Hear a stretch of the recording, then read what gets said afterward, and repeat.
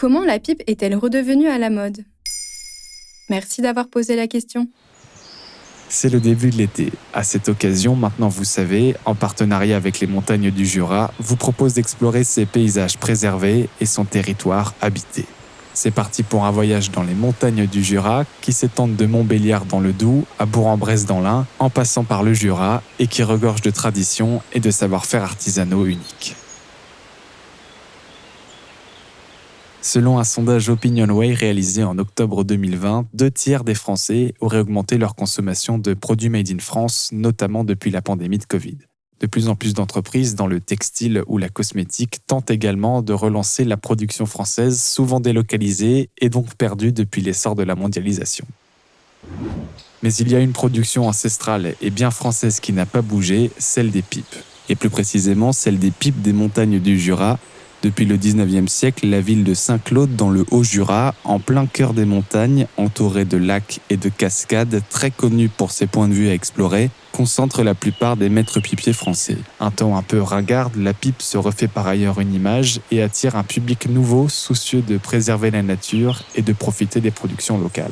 Vous retrouvez par exemple dans de nombreuses boutiques en France des French Pipes, des pipes à l'image résolument moderne produites dans l'usine Chapuis-Commois de Saint-Claude, une entreprise familiale dirigée par Antoine Grenard.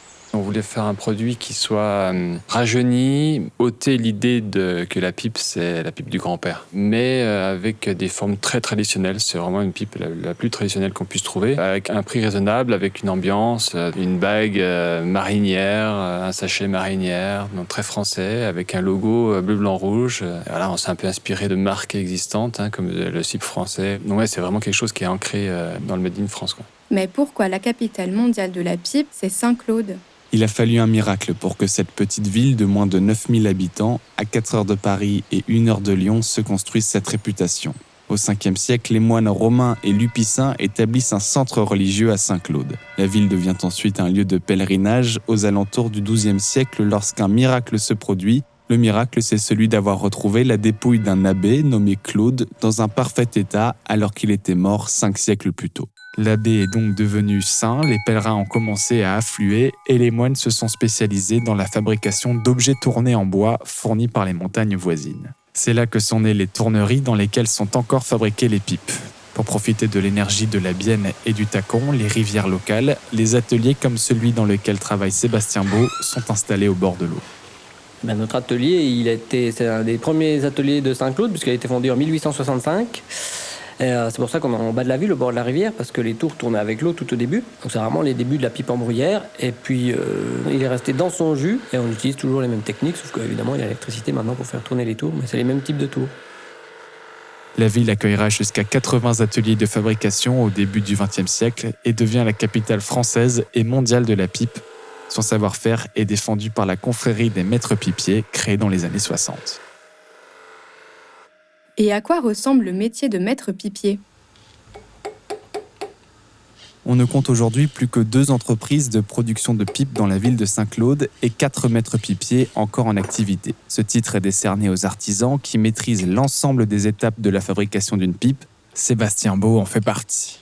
En gros, il y a 2 grands principes. Il y a le principe du tournage et puis ensuite le polissage. Donc on n'apprend pas forcément tout et puis surtout, il faut apprendre petit à petit parce qu'il faut bien maîtriser chaque geste avant de passer au suivant, quoi. C'est tout manuel. C'est quand même le mouvement des mains qui donne la forme de la pipe ou qui peut tout abîmer la forme de la pipe si on se débrouille mal. Donc il faut apprendre avec quelqu'un et puis il faut beaucoup pratiquer, quoi.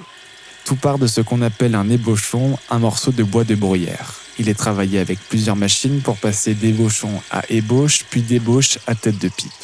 La tête de pipe est ensuite percée, puis sélectionnée et triée en fonction de sa qualité. Ce n'est qu'après cela qu'elle est assemblée avec le tuyau pour devenir une pipe. Viennent alors les dernières phases de polissage, puis de badigeonnage et d'éclaircissage pour obtenir le produit fini.